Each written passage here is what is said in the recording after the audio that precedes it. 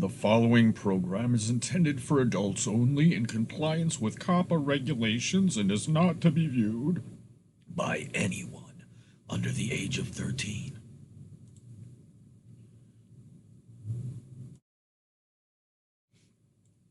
You are now entering Dimension 1L11.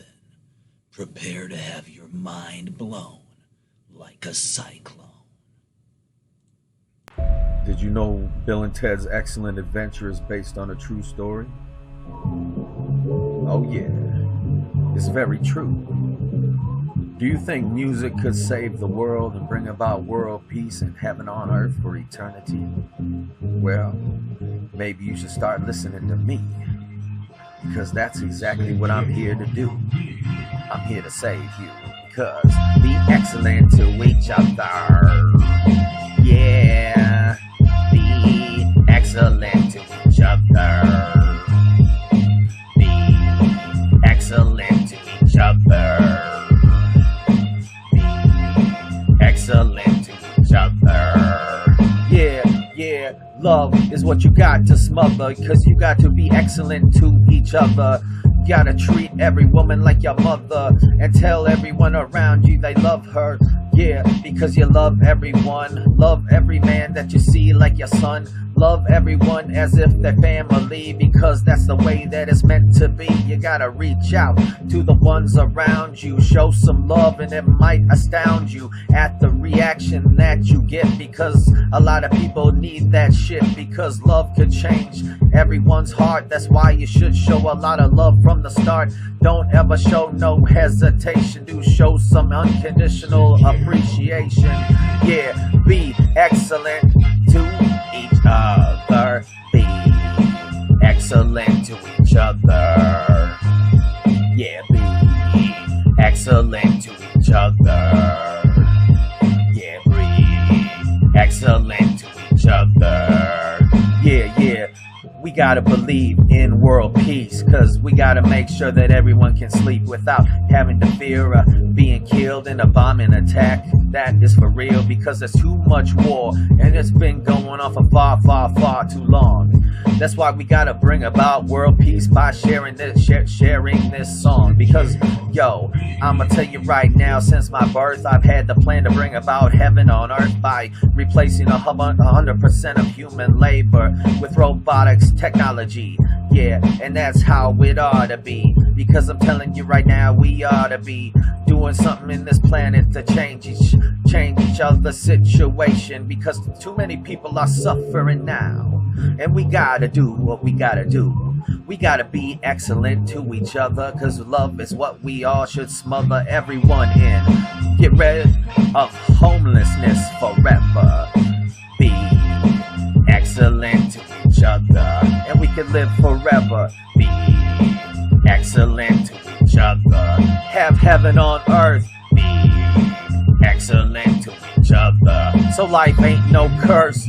Yeah, we'll get rid of poverty, because starvation ain't the way it's supposed to be on this planet, because this planet provides everything, all the food you need to put inside your belly to exist and keep on existing. Cause I'm telling you now, we don't need to be enlisting in the army. Don't you see, to stand up and fight for what's right with me.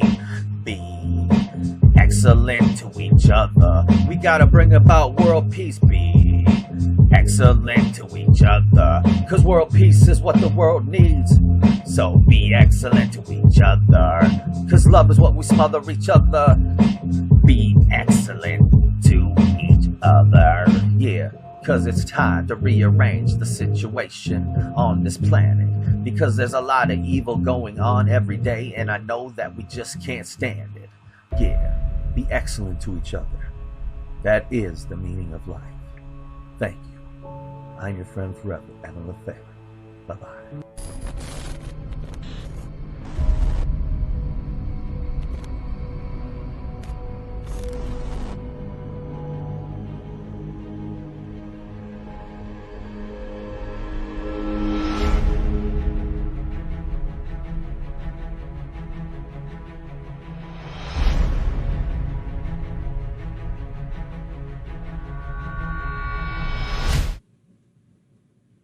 The stream of consciousness is about to invade your mind.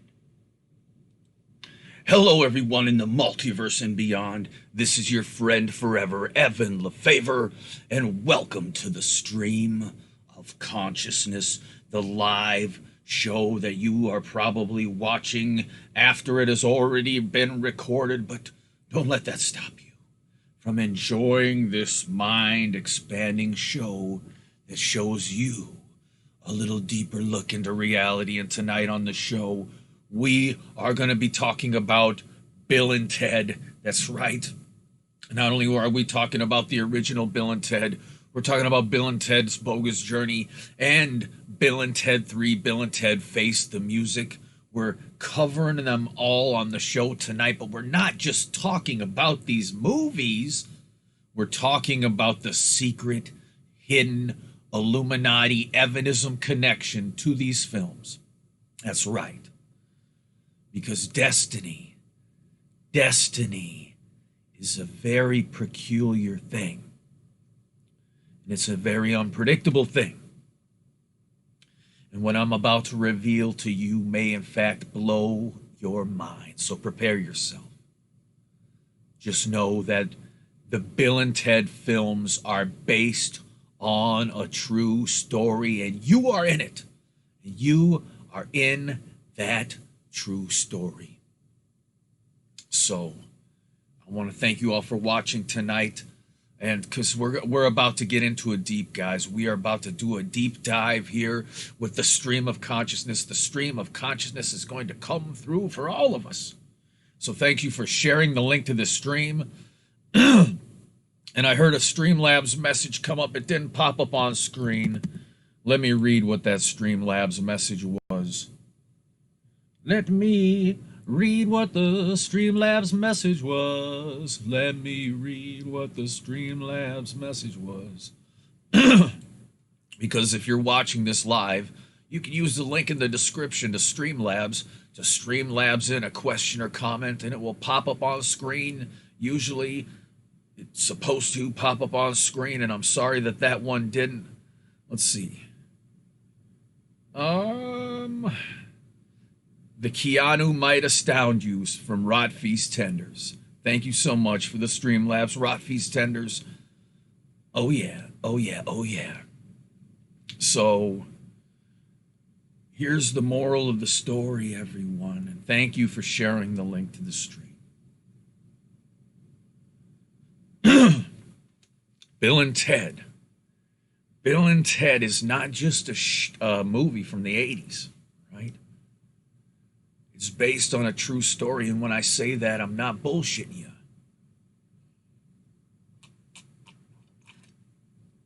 When I tell you this, I'm telling you one of the secret truths about reality. The fact that the Illuminati, the 111 Illuminati, the good Illuminati, we hide secret messages about the truth, about future events and past future events throughout the multiverse and beyond, on planet Earth and other planets. We hide these true stories into what you think is merely fiction, so that you watch these movies and here in front of your eyes is a story based on the truth, and it resonates with you. But to you, it's just fiction. Unbeknownst to you, though, when the light bearer of the Illuminati himself, Evan Lefavor, shines his light of illumination on the truth that was hiding right in front of your face, you begin to realize that these things are based on a true story. All right, and Bill and Ted is one of those things. All right? So check it out. If you didn't know, my name is Evan Lefavor. I am the king of the kingdom of heaven, and I am the biological father of Jesus Christ. Now, you might not know this, but the people of the future, they know it, right? The people of the future know this about me. It is common knowledge in the future. And speaking of the future, this future society has found my videos and my music. And they have created an entire, oh, Rafi's Tenders, tell me about the, oh my God. Well, perhaps we'll get to that later on in the show at the question and answer section of the show, at the tail end of the show. The moral of the story is Bill and Ted is based on a true story because this future society is based around Evanism. It's based around replacing 100% of human labor with advanced robotics, automation technology. It's based around a one world government that protects and respects every human being alive and provides every human being with everything they want and need for free, unconditionally, every day, on demand, 24/7. Created by robots, delivered by robots. All right? We have world peace. World peace. We have heaven on earth, a true utopia through technology. Because this future society based everything they do around Evanism, around what I have established on my YouTube videos and with my music. So, when I was born, due to time travel, and yes, time travel does exist, before I was born, my reputation had preceded me. My reputation to be the one destined to be the king of planet Earth and bring about true freedom and heaven on earth for everyone alive, to bring about a utopia and world peace on planet Earth through my message. That reputation preceded me. So the people of the future were watching my every move because it was my destiny to unite the world, bring about world peace, heaven on earth, get rid of human slavery forever, and save the world as we know it. Excuse me. A bit too much of the Holy Sacrament. Oh, shit. Speaking of that, grab your nearest smokable, and you can clear your throat along with me.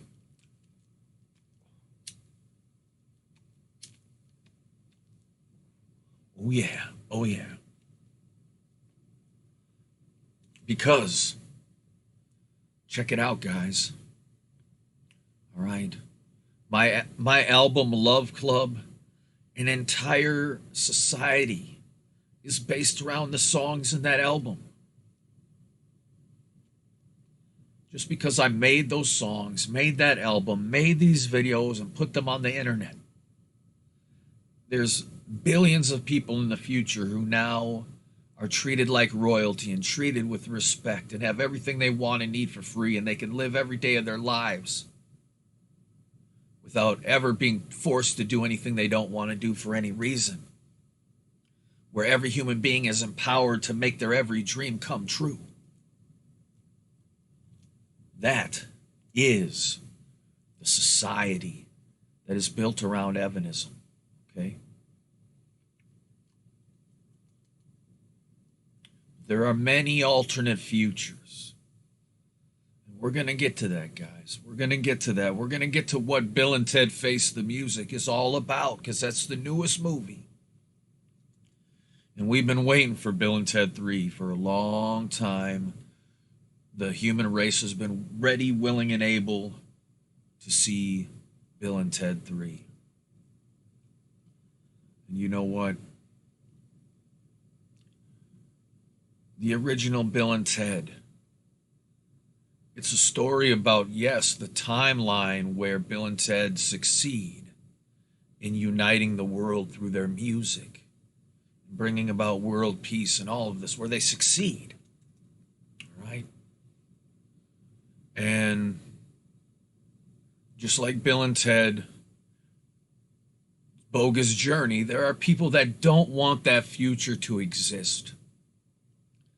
There are people that are fighting against this better future. There are people that are actually fighting this utopian society based around Evanism. Right? That because they want to be in control of the world. They don't want Evan Lefavor to be king. They don't want the human race to be free. They want to continue to enslave the human race. They want the human race to continue to suffer. All right? So, look, guys, you're wondering, how did I become the king of the kingdom of heaven? Because time travel exists. Aliens are real. And they call me the chosen one because I was abducted by aliens. And I merged with technology so that I could become a god. And I became the god known as Saturn or Father Time. That's me.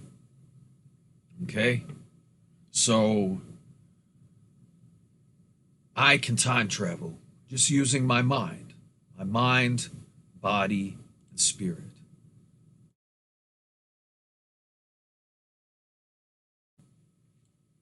And so time travel is natural to me.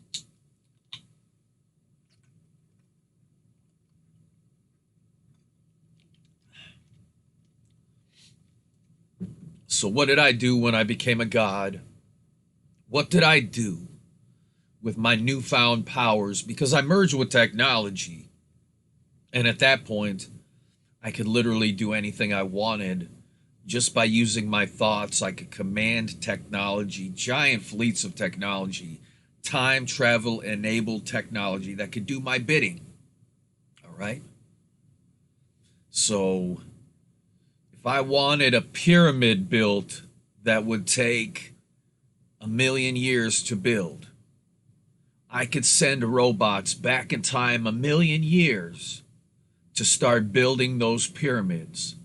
And then instantly after I sent them, those pyramids would appear in the present moment, just as I had specified them to be designed. Just by using my mind, just by using time travel. So what did I do? I created the kingdom of heaven and giant spaceships deep in outer space. All right, I created what's known as halo technology. And halo technology is like what you see in the film The Matrix.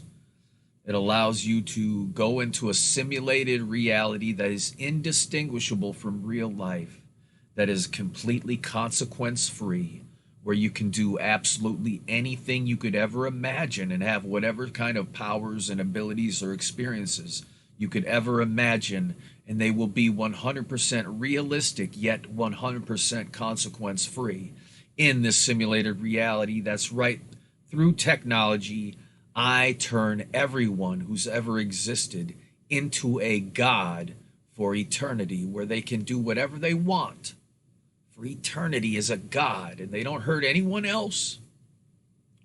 They just do whatever they want, and they're free forever to make their every dream come true without judgment. That is the kingdom of heaven that I provide everyone, and everyone who's ever lived throughout the multiverse and beyond, I resurrect them into the kingdom of heaven. All right, so the kingdom of heaven exists, science fact. And I did it all through using technology, time travel enabled technology. That's right. Time travel is real. And what we are doing here is we are exploring how I, Evan Lefavor, became Father Time, a time traveler who time traveled not only into the past, but multiple different pasts in multiple different timelines, on multiple different adventures. Right? I've been all over history, the past and the future, throughout the multiverse and beyond. And I have left clues in the past of my presence. All right? In the year 1642, I posed for a painting by the artist Jacques Deslange for the Seven Deadly Sins collection. I literally posed for one of the paintings in the 1600s to prove that I was there. And that painting still exists to this day. You can look it up. I have a copy of it. And so needless to say, I've been all around history, right? Because what I did is I created a group of people that I abducted.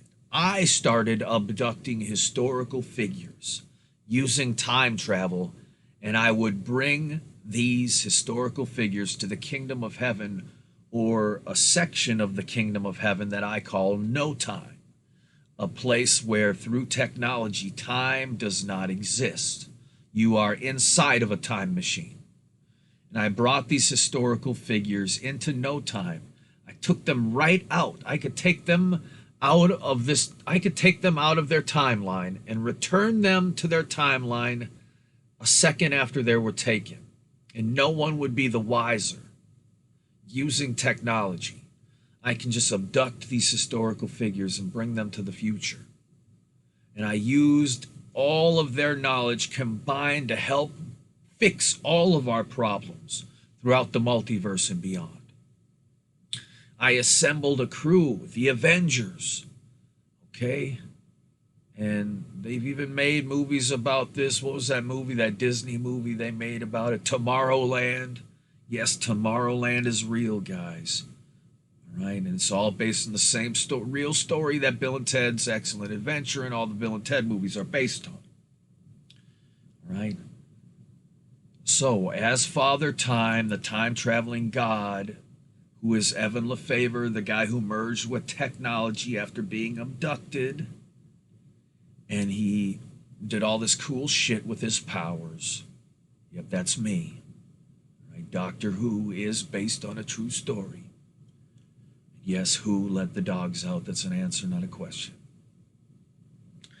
So the moral of the story is I created the Avengers, this group of heroes, of historical figures throughout the multiverse and beyond, bringing them to the future so they could all meet each other and we could all work together to save the world over and over again in every different timeline throughout the multiverse from heaven.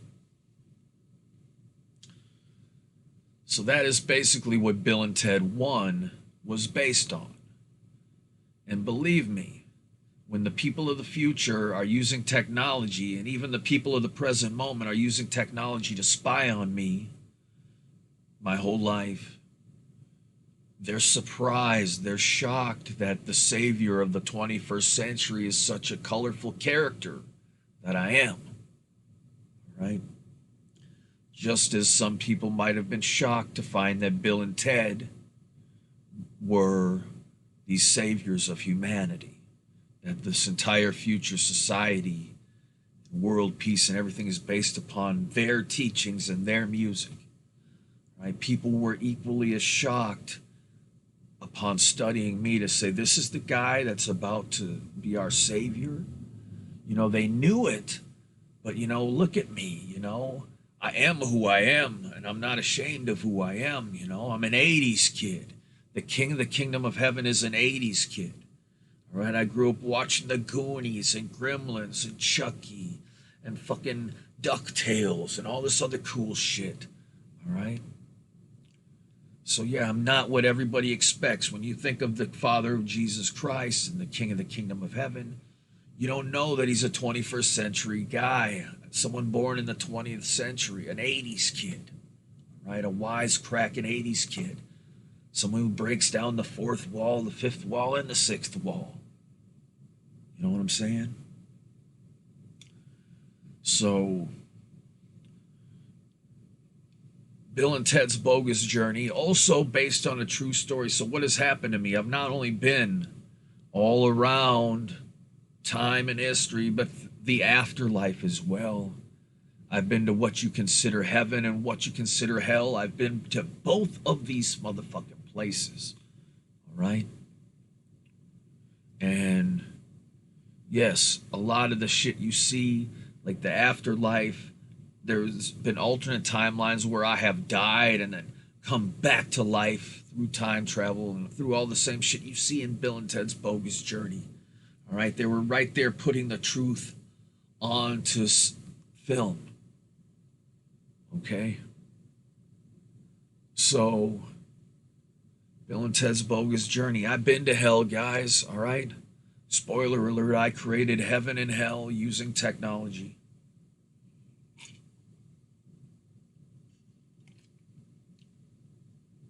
All right? And who am I to subject people to hell, which is hell is a simulated reality technology program where people can be put into, but they don't have all the powers of a god. As a matter of fact, they're under your complete mercy, and you can subject them to any experience you could ever imagine, some of which might not be too pleasurable for them. But of course, it was created for rehabilitation and educational purposes, not torture or brimstone and any of that crazy shit. Needless to say, I subjected myself to my own program just to see what it would be like, you know? So I've been there, man. I've been to hell, purgatory, you know, all throughout the afterlife, you know? Dante's Inferno, you know?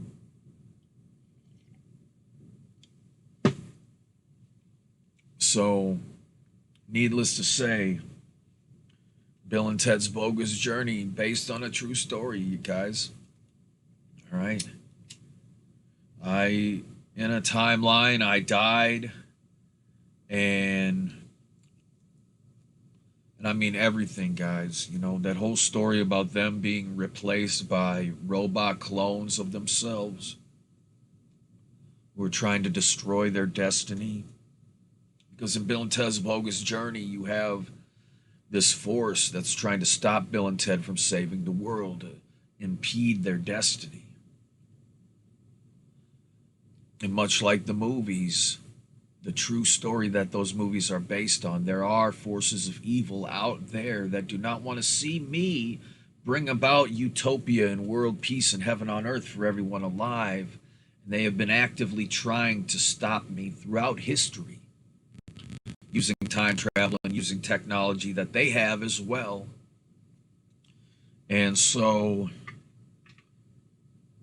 yes, there's been a lot of crazy shit that has happened, all right? A lot of crazy stuff. I have been cloned, guys. I have been cloned. There was multiple clones of Evan Lefavor created for special missions.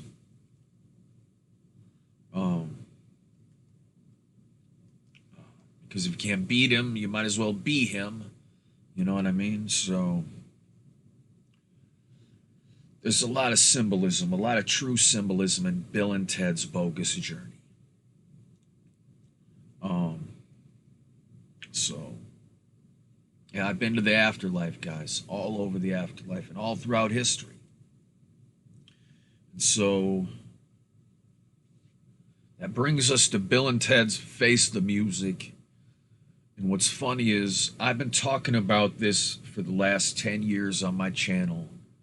I've been talking about the fact that it is my destiny to bring about world peace, heaven on earth, true freedom for everyone alive through robotics, automation, technology, and my message and my music and all this stuff that accomplishes this goal, so that everyone in the future can be treated like royalty and have everything they want and need for free and be truly protected and respected for eternity.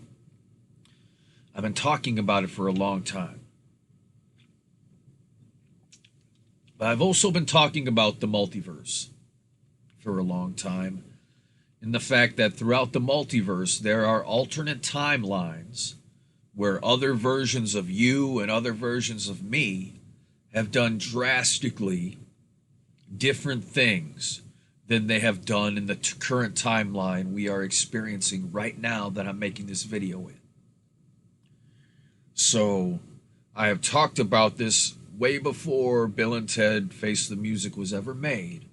I have been talking about the alternate Evan Lefavors and how there are alternate Evan Lefavors throughout the multiverse and beyond, who have lived drastically different lifestyles all the way up to the year 2020 than I have.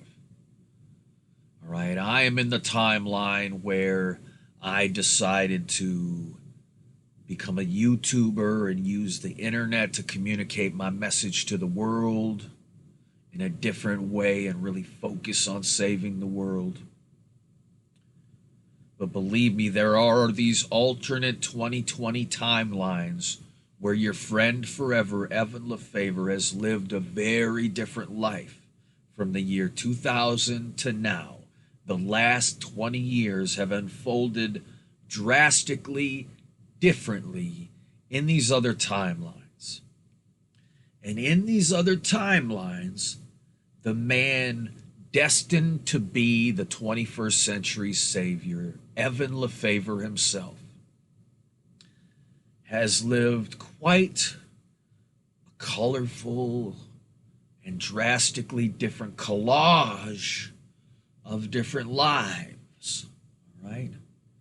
And this entire concept is going to be touched upon in Bill and Ted Face the Music, because yes, you can be destined to do one thing in one timeline, just like Avengers Endgame, where they had that one timeline where they succeeded in one. Yes, you can succeed in that one timeline, but that doesn't mean that you're going to succeed in every timeline. It doesn't mean you're going to succeed in your mission in every timeline. So imagine being the people of the future and the people of the kingdom of heaven, who know that Evan Lefavor, the King of Heaven and Father of Jesus Christ, has reincarnated on planet Earth in 1983 to bring about world peace, heaven on earth, and true freedom for all of mankind. And these people are watching me, waiting, like, okay, Evan, any minute now, man, any minute now, Evan's just going to snap into king mode, take over the place, easy as pie, bring about heaven on earth, and boom, succeed in the motherfucking mission. All right?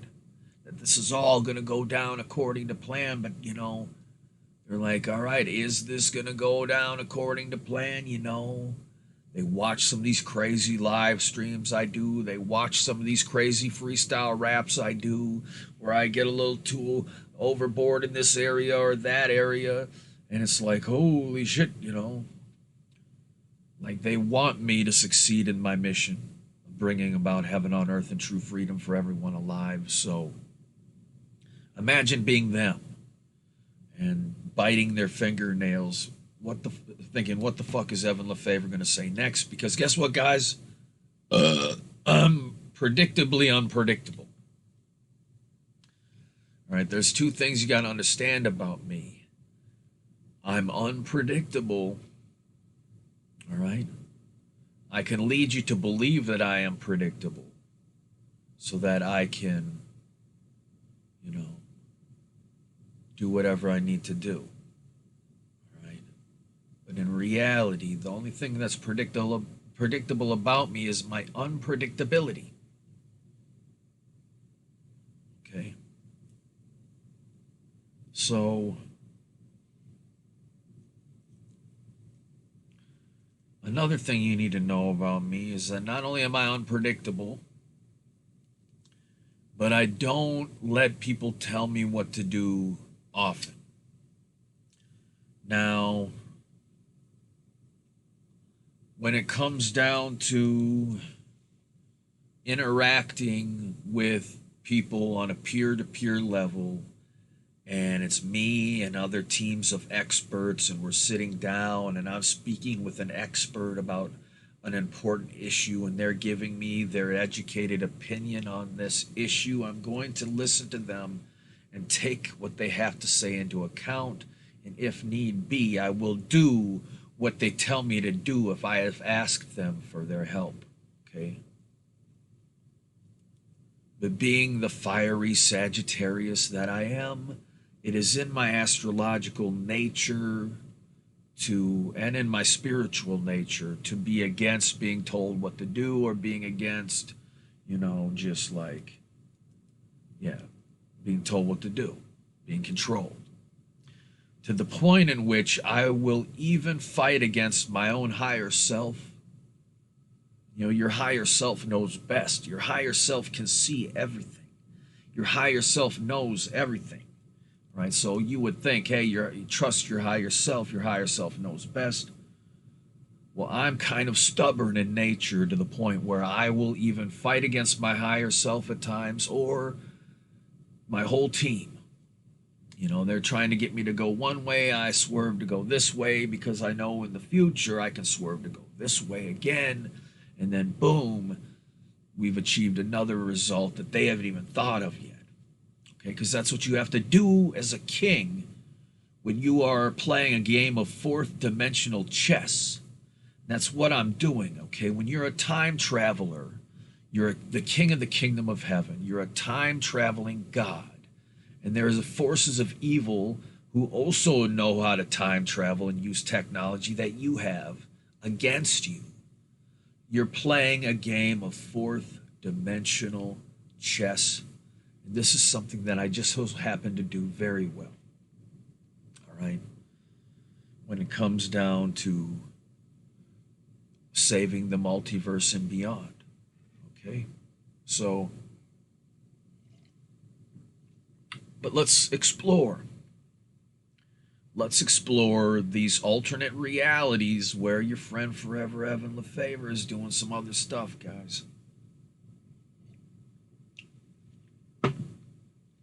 I've probably talked about there are a series of timelines that were created where your friend forever, Evan Lefavor, left Minnesota shortly after graduating high school and moved to California, where I became a famous rapper, actor, writer, director in Hollywood.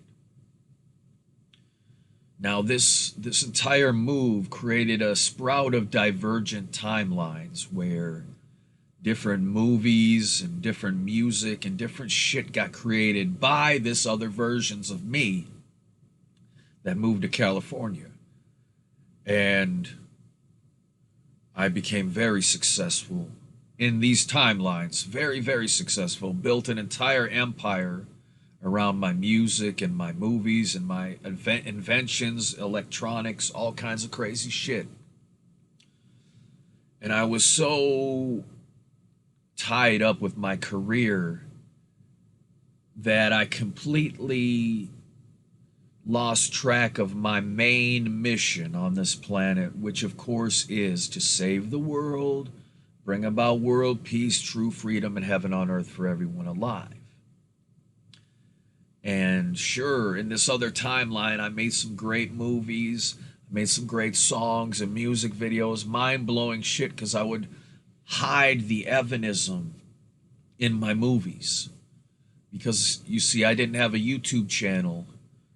And so my only outlet for sharing these secret truths about Evanism with humanity in these timelines where I moved to California was to put the symbolism in my movies and in my music and the shit I created. So I would intricately put all these true hidden shit into the movies. The problem was, and oh, believe me, I had fun, guys. I was known for resurrecting the 80s. I brought so many movies back from the 80s, Back to the Future. I brought Ghostbusters 3, right? All these great movies. Goonies 2, I made them happen, right? That's just to name the ones that you know about. There's a whole slew of them you don't even know about yet, right? But I remember, right? Because I am allowed to remember certain things about alternate past timelines throughout the multiverse and beyond. Because they're actually not just happening in the past, they're happening right now concurrently with this timeline. So, needless to say, I got caught up in my career in these timelines where I'm an actor in Hollywood and I'm doing all these cool movies and shit. And the world ended. The world ended. It ended. It ended. It ended. And all these timelines where here I am in California living the life of my dreams, making my dreams come true, having fun. The world ends while I'm sitting there having the time of my life, right? It abruptly ended. So I paid my dues. I went back in time and created a divergent timeline. You know, after dying in these end of the world events and these timelines where I moved to California, I time traveled back after going back to heaven for a while, formulating a new plan, time traveled back, which resulted in the timeline we are currently in, where I decided to become a YouTuber instead and to reach the world in a slightly different, more direct way. And so that is how we got to today. But there are other timelines, guys, all right? There's a timeline where your friend forever, Evan Lefavor, actually works for World Wrestling Entertainment. That's right, I work for World Wrestling Entertainment, or WWE, all right? I work as a creative and as an on-screen talent. And this other version of me is drastically different than the one you see here in this reality. All right. And I do all kinds of stuff. You know, like I said, from different on-camera personas to working with talent backstage to coach them in performance and all kinds of other stuff at the Performance Center. When I say performance, I mean, you know, like staying in character and doing good work, stuff like that.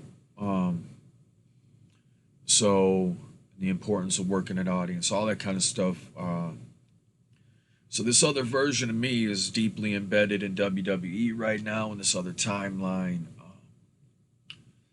I have another timeline version of me. And they actually... The movie Boogie Nights is based on this timeline. If you watch the movie Boogie Nights, one of the final scenes in the movie takes place on my exact birthday, Sunday, December 11th, 1983. They flash it up on screen just to show you that, yeah, this movie is about Evan, guys. And yeah, there is a timeline where I become a porno star. Not just a porn star. In this other timeline, I become bigger than Hugh Hefner. All right, that's right now in this other timeline in 2020. I'm bigger than Hugh Hefner. Right, because I created an empire. And I had a crazy situation. I created this reality show.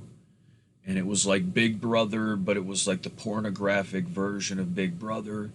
And it was me living in a household with 20 women, and they had to prove they were the freakiest out of the whole bunch, that they were the most down, that they were the most horny, that they would love sex the most out of all the other girls. They had to prove it to me. All right? And most of the girls were bisexual, not all of them. And so basically it was like a Big Brother type reality show. And like I had this big like house that I lived in with them, and there were cameras everywhere, and like we had different challenges every day. You know, all the girls had to do exactly what I say. You know, I'd say, you know, do this. But the cool thing is, you know, we would hold contests and events that would take place at specific times, but people could log into the website and just watch all day. They could watch the feed and the camera all day, see them do everything, see us do everything. So in this other reality, yeah, it's kind of, you know, you don't get to chill while you're filming. You don't get to really chill because you're always being filmed, you're always being watched, but damn, you get to have some fun. Let me tell you, it's one of the funnest jobs I've ever had, and I created a whole empire. But to the people in the future and the people of heaven who know that I'm the Father of Jesus and the King of Heaven and what my destiny on this planet is supposed to be, in that timeline, they're kind of looking at it like kind of bashful, makes them, you know, a little bashful to see me living that lifestyle. Not that any of that is frowned upon in heaven, believe you me. Okay, sex is celebrated in the kingdom of heaven. The halo technology allows you to have sex with anyone that has ever existed in the multiverse and beyond, including people that don't even exist. Right? I have advanced technology that can create all new people for you. You can customize every fucking thing about them and then have sex with them, groups of them, and or time travel back in time to have sex with anyone you've ever seen, or do whatever you want. Anything's possible in Halo technology. Okay? So believe me, the kingdom of heaven, sex is not frowned upon. So they're not looking at me in this other reality and going, wow, we're disappointed in Evan. He's like having all these crazy sexual experiences with 20 fine-ass females every single fucking day for weeks on end. Oh, boo-hoo-hoo, poor him. They're happy for me. They're happy for me in that timeline they, as long as I'm doing something I'm passionate about, they don't care, all right? Sure, they want every timeline to go like clockwork, where I save the world and, we stop the end of the world every time. Sure, that's what they want, okay? But we're not going to get that 100% batting average here, all right? We're not going to get these 100% home runs with every timeline, all right? Now, the problem with me is, I can hit home runs with all this shit, okay? I can be the best filmmaker you've ever seen, the best rapper, the best this, these things I'm passionate about, which is the unpredictability, which creates all these divergent timelines. And so it's interesting for the people of the future and the people of the kingdom of heaven who have technology that allows them to view all these different timelines, to actually study what the fuck are all these different versions of Evan Lefavor doing. Like, here he is on this mission, and here's the timelines where he succeeds in that mission, but what the fuck are up with all these other timelines where he doesn't succeed in this mission? Right? When I say I'm unpredictable, I mean that there are some really fucking crazy timelines in this multiverse where you have drastically different versions of me than you have in this timeline and in other timelines. Right? Sure, the core of me is the same, but we are all molded by the different experiences we've had in this world. When you have these different timelines where you've gone through different things and made different choices and been affected by different choices, you almost become another person. So Bill and Ted Face the Music is touching on that, and it's also touching on the fact that, hey, Evan Lefavor, the clock is ticking for you to announce yourself to the world and to bring about world peace, heaven on earth, and true freedom for every human being alive through your message and your music and anything else you have planned. All right? So I'm glad that finally Bill and Ted Face the Music is coming out, because it's going to be an inspirational movie to all of us, including me. Because these Illuminati messages that they put, the symbolism they put in these movies about the truth, it's not only there to tell you the truth about reality, it's here to inspire you to change this reality so it can better reflect that truth. So it can be a looking glass that reflects truth both ways. And it's time for us to pierce through the looking glass and realize that the Bill and Ted movies are based on a true story, and you are in it. You are in it. Right?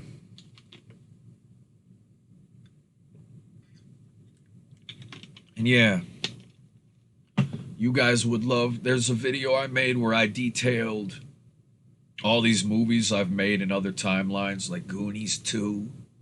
Like, if you guys want to get your mind blown, watch this video. I tell you all about Goonies 2. I tell you all about Back to the Future 4, 5, and 6. I tell you all about Freddy Krueger. the Freddy Krueger reboot, not a reboot, but continuation. And ooh wee, I tell you all about all these other great projects. It's a great video, guys. Look it up. I think it's called like Evan Lefavor's L-Logs. Just look up Evan Lefavor Goonies 2 and you'll find the video. It'll blow your fucking minds, guys. It'll blow your minds. So yeah, it's weird being in this reality right now, okay? Because to me, this is a divergent timeline. You know, many people who are aware of the multiverse concept, they fantasize about, wow, what would it be like to be in a divergent timeline where all this other weird shit has happened differently than the one you've come from? And I know what it's like because it's happening for me right now. The 2020 that I'm making this video in is different from the other 2020s I've been to. All right? The 2020 where I was in Hollywood making all these movies. Do you know how many amazing movies were made in them timelines that were never made in this timeline? And how many shitty movies were made in this timeline that were never made in that timeline? And I'm not saying it's because of my contributions alone, but hey, the proof is in the pudding. But hey, there's some fucking diamonds in the rough here in this timeline. There are some good movies. I really like the Child's Play remake, Child's Play 2019. That movie did not exist in the last timeline I was in its form that it exists today. So I really appreciate this movie that in this timeline for what it is today. God, what other good movies have happened in this timeline that have really impressed me? I should have thought about it a little more. Of course, Bill and Ted, Face the Music. It's going to be the highlight, probably. The highlight of this entire multiverse and beyond. This entire fucking timeline that we're in today is all leading to Bill and Ted Face the Music. All right, it's all been building up to this, and it's going to be a crescendo. You're going to watch this movie, and it's going to bring tears to your eye. If you have any heart, if you have any shred of a soul, if you know anything about Evanism, you are going to watch this movie, and you are going to have that spark of hope reignited in your heart. That yes, we can save the world. That yes, if we spread Evan Lefavor's message of positivity and love and world peace, and we give him credit for that message, and we empower him to make that message more than just a message, but make it something that is a reality for us all, then we can see that everything we see in the Bill and Ted movies has come to pass in this reality, and that the people of the future will be living a better quality of life based on the music and teachings of Evan Lefavor. All right? So yeah, there's these other timelines where I have made music and it's united the world, where I'm a musician and my music and my message in my music, because in case you didn't know, my music, I put messages in the music of world peace and positivity and unity and hope. And, you know, yes, there are a plethora of timelines where my music, just as prophesied in the Bill and Ted films, has resulted in a completely utopian society for all human beings, where everyone alive has unconditional wealth and freedom and prosperity, where they can make their every dream come true and have everything they want and need for free for eternity, because robots do all the work for us, and every human being can truly be free. Something that they learned from my message and my music and me, your friend forever, Evan Lefavor. Yes, I team up with so many different people in all these different timelines. You know, you got to ask, are there timelines where Bill and Ted try to save the world on their own, where it's just Bill saves the world, or Ted saves the world? You know, or it's Bill and Susan. You know, Bill teams up with Susan to save the world. Whatever the fucking case may be, divergent timelines happen all the fucking time, but what's important is at our core we have this mission in our hearts. We must follow it regardless of what cards we've been dealt in all these different timelines, regardless of where our paths have led in all these different timelines. Okay, guys? So yeah, you're not going to get this information anywhere else. So if you appreciate me and you want to help me save the world, realize, yes, I'm struggling right now too, guys. Your Savior needs saving himself. Right? If you want to see heaven on earth, you want to see my plan become your reality, then you got to try to help me a little bit too. And the Streamlabs link is in the description, guys. You know that I don't know how I'm going to put food on the table for my family or pay the rent or any of this shit anymore because of COVID-19. Do you know that I need your support now more than ever? That like I'm coming here out of the kindness of my own heart to bring you something that is inspiring, something that is enlightening, something that might entertain you or, you know, brighten up your day. And in return, if you want to see a better world come to be and you have a little bit to give, send in a Streamlabs if you're watching this live, or find my PayPal link is in description and send me a PayPal donation so that, hey, maybe your friend forever, Evan Lefavor, can have dinner next month with this family. Maybe we can have a little food on the table. Maybe I can pay the internet bill and continue to stream for you guys because, unfortunately, COVID-19, a lot of families, a lot of households, there's no more income. So if you're one of the friends forever out there who are lucky enough to still have a job, if you're lucky enough to still be pulling in some loot somehow, some way, show some love to your friend forever, Evan Lefavor, now more than ever. I need your help. Okay, because yeah, your contributions right now, yeah, they're gonna be putting some food on the table, you know, and when it's not that desperate of a need, your contributions go toward improving the quality of the content that I bring you. So I spend that money on buying new equipment, and my new goal is to get a capture card so that I can bring some cool video game live streams for you with the capture card using Nintendo Switch and PlayStation 4 and all these other consoles. I need to get a good capture card to bring it all to you. I can't do it without the generous donations of the folks at home. So if you want to hit a brother up, if you want to see some live streams with a good capture card, hit the PayPal up in the linked in the description, y'all. And, you know, but yeah, first of all, I got to put food on the table, you know. So anyway, guys, yeah, I suppose it's about time for us to do some Q&A, huh? Oh, we're only an hour into the show. Holy shit, the stream of consciousness. It's going by so quickly, guys.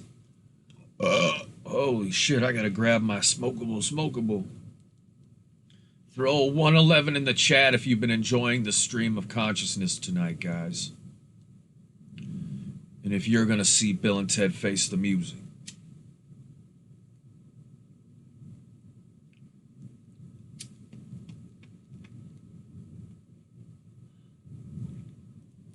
You know, look, yeah, so the 111 Illuminati, we put all this symbolism about me in a lot of movies and shit.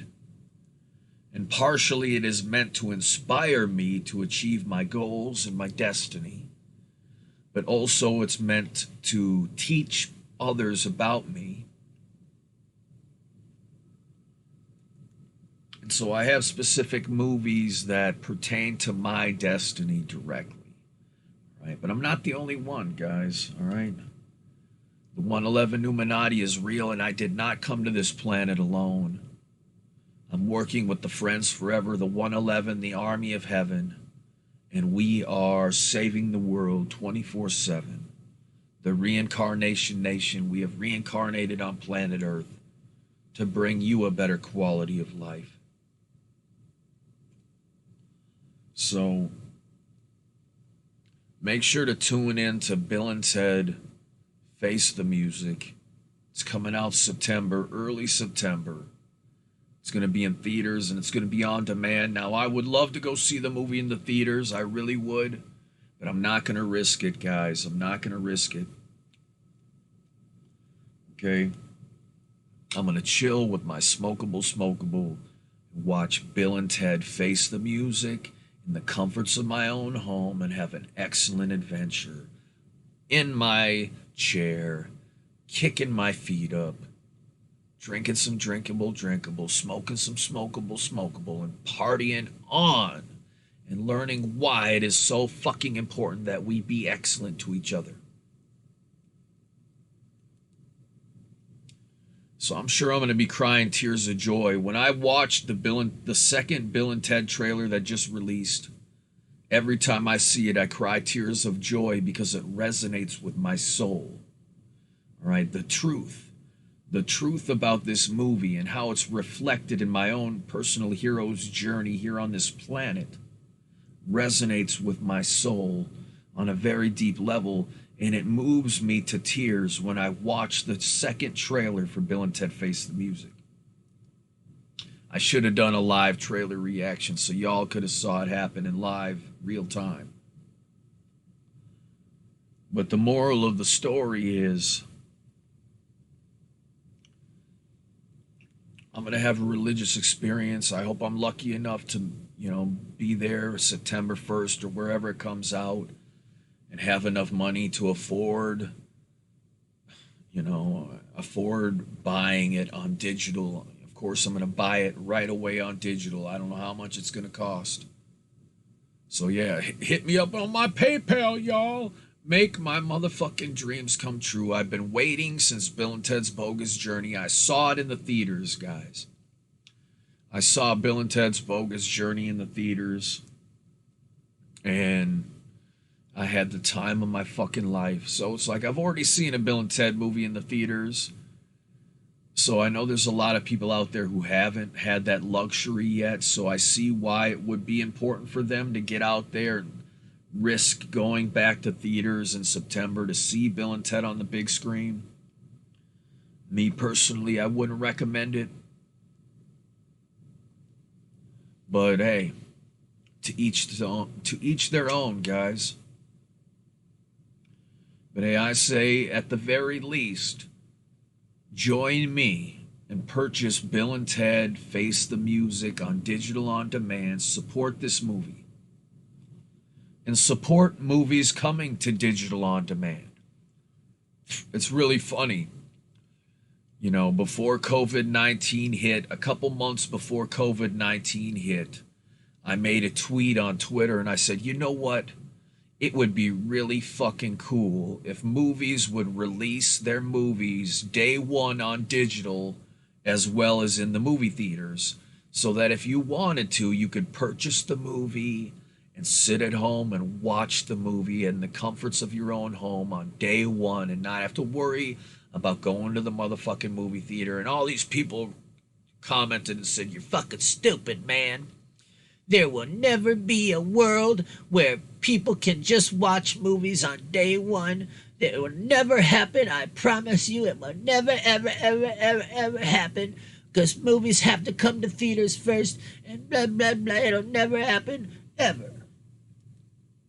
Be like, oh, really now? Oh, really now? 2020 comes around. 2020 comes around, and it's like, okay, guys, okay. You never say never, guys. Never say never. Never say never. Because now we're going to start getting movies day one digital, guys. And the only way that this is going to become a trend, and believe me, we want to have it become a trend as consumers. Look, hey, I want to be in the movie theater with a packed audience on opening night watching these movies, and everybody's cheering and everybody's having fun and we're all having a great time. All right? As a movie aficionado, I love that fucking experience. I don't want to lose that fucking experience. Unfortunately, the reality is COVID-19 has changed our world forever. And until it is sufficiently dealt with, things that used to be commonplace, like going to the movie theaters to see a movie on opening night, are no longer feasible or possible. So what we have to embrace, if we want to start seeing movies again, what we have to say is we are going to support Bill and Ted Face the Music on day one. As soon as that motherfucking movie hits digital on demand, we are going to purchase it at full price and get that shit. All right? And we are going to watch it. We're going to grab our nearest smokable, our nearest drinkable, and we are going to enjoy the third Bill and Ted movie from the comforts of our own homes. And we are going to send a message to every single movie studio in existence that says, yes, the people of planet Earth will support day one digital films in a big, big way. And we need to make Bill and Ted Face the Music be the most successful day one digital release in the history of history until the next time it's beaten.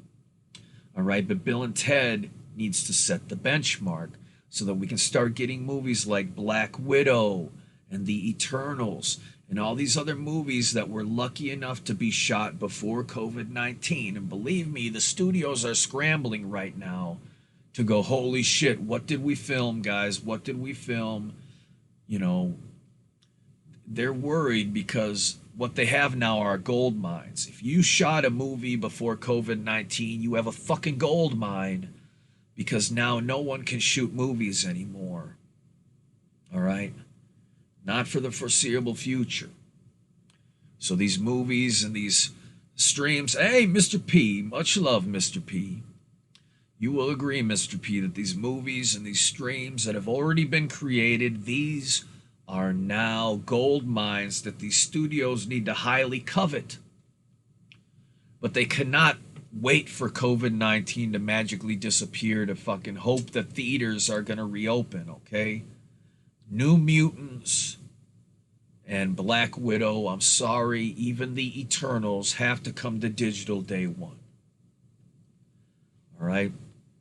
And I know AMC and all these other movie theater chains made a big scuffle about the fact that they brought out the movie Trolls on demand and didn't do it in theaters and all this shit. And they violated this contract that most movie companies sign with the movie theater chains to feature their films first and foremost in these movie theater chains. So when a movie production company decides to, instead of releasing their movie in theaters, to release it on demand instead, the movie theaters see that as a violation of this contract that they signed. So that's why they got so mad. But the thing is, if everybody just decides to do it and they say, fuck movie theaters, okay? If everybody just bands together and unionizes and says, okay, movie theaters, all of us together, Sony, Universal, Disney, all of us, we're creating a union and we're saying we have the right to do day one digital releases. And if you don't like it, go ahead. You can't feature any of our movies in your theaters. All right? So throw that shit back at these movie theaters, okay? Whip out.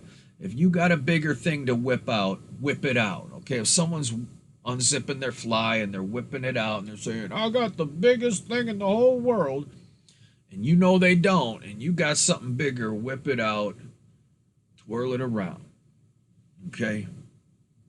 The movie studios need to say, hey, we've got, our yardstick is bigger in this situation. We just unionize together and we say, okay, we're going to start releasing all of our movies day one digital. Right? You know why? Because they're going to make a hell of a lot more money than they used to. And that's the funny part. When Bill and Ted Face the Music sets off this trend, they're going to say, wow, we are making more money than we used to. All right? In these movie theaters, they don't even make money off of the movies themselves. They make about $1 to $2 on each movie ticket. They barely make $1 on a movie ticket, okay? When someone purchases a movie ticket. You know what happens, though? When these assholes go to the movie theater, they buy a soda. They buy a soda that costs $10 for a soda. And this soda costs the movie theater fractions of a penny to create. It cost them fractions of a penny to create this extra large soda. And they're charging you $10 for it. Okay? When they go there and they scoop you out your tub of popcorn that you paid $15 for, that fucking popcorn costs them at most 10 cents to create, if that.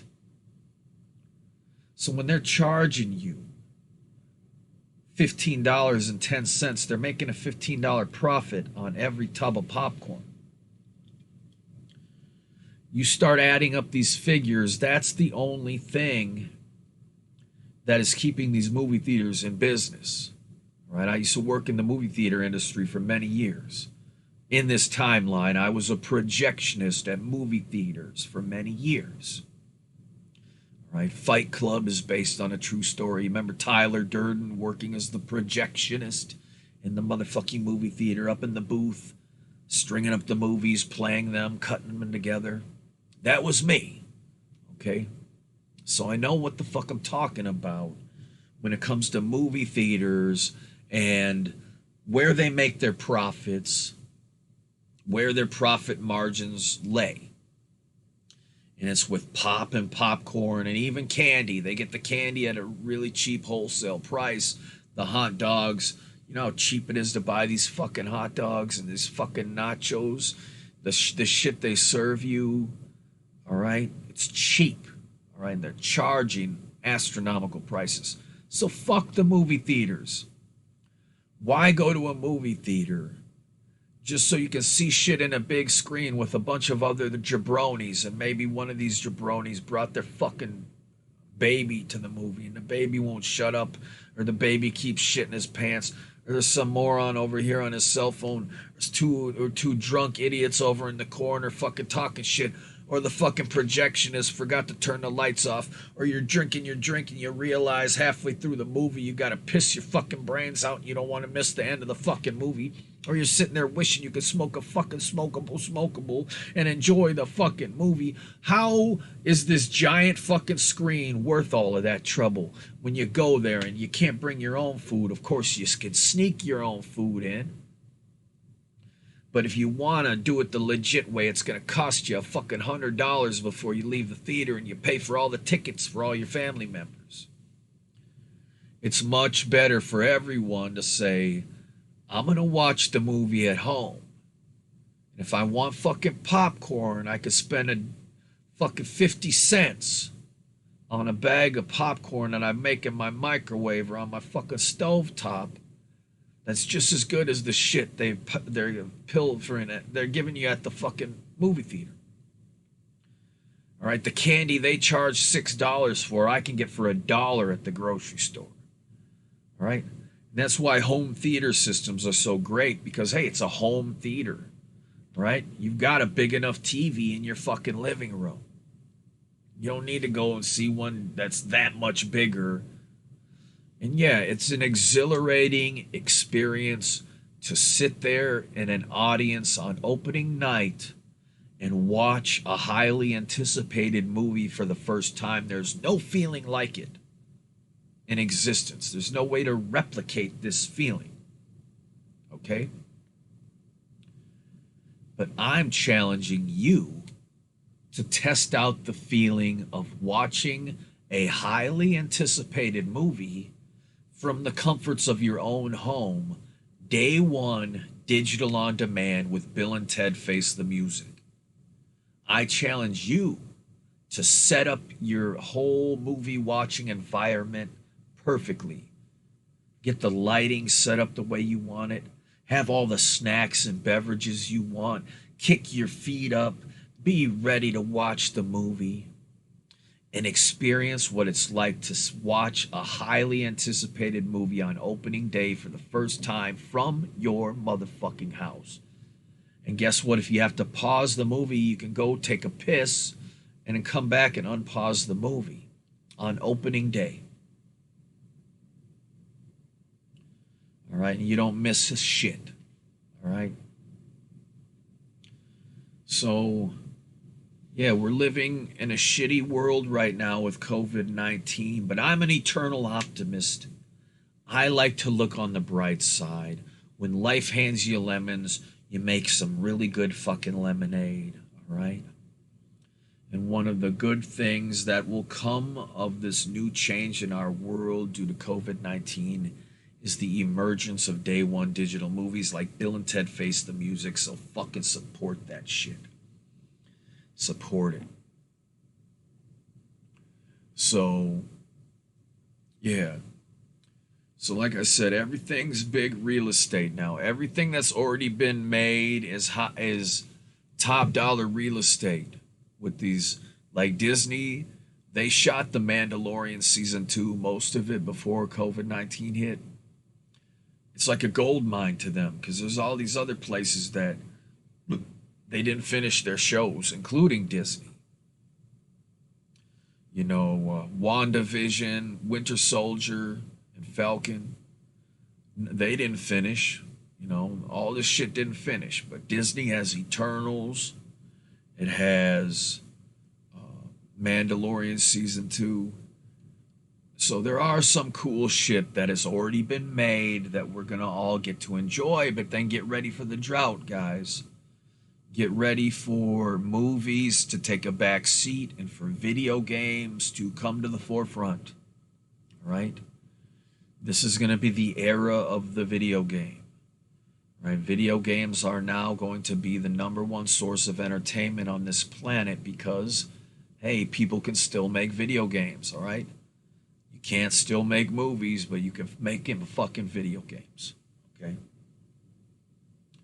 So there you have it, guys. Bill and Ted 1, Bill and Ted 2, and Bill and Ted 3 are all based on the same true story, my true story.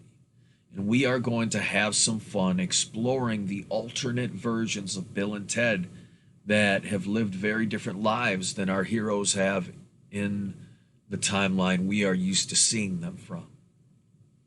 And this is a recreation of the experience that people from heaven have experienced watching me and all these alternate timelines live very different lives, that some of which are very contrary to my destiny of being the savior of the 21st century. Like I said, in one of these timelines, I am a pornographer. I make pornography for a living in this timeline, and I'm very successful at it, bigger than Playboy. I built an empire bigger than Playboy and Girls Gone Wild mixed together. And so it's kind of like the equivalent of an alternate timeline where Superman becomes a porn star instead of saving the world. So some of these timelines are shocking. I'm going to make videos in the future about these alternate Evan Lefavors and the alternate timelines that are happening right now. All right, but this timeline is fucking weird. People ask me, Evan, what is it like to experience a fucking bizarre alternate timeline? All right? No one would have believed me, guys. No one would have believed me in some of my other timelines if I would have described this timeline to them. All right? Some of the crazy shit that has happened in this fucking timeline is stuff that people couldn't even write. I mean, it's fucking wild. All right, some of the stuff that's happened in this timeline. It's fucking out of this world. So, yeah. Like, It's so weird being in this alternate 2020 right now and just seeing all these weird movies like the last timeline I was in where I was an actor in Hollywood, a writer, director, actor, rapper. We did not have these abomination of Star Wars movies, episodes 7, 8, and 9. The ones we have in this timeline did not happen in that timeline. We had way better Star Wars movies, okay? All right, I made a trilogy. I made a Young Yoda trilogy, guys. That's right. Baby Yoda from The Mandalorian is a remake of something I did in an alternate timeline. I made a movie showing Yoda's origin stories.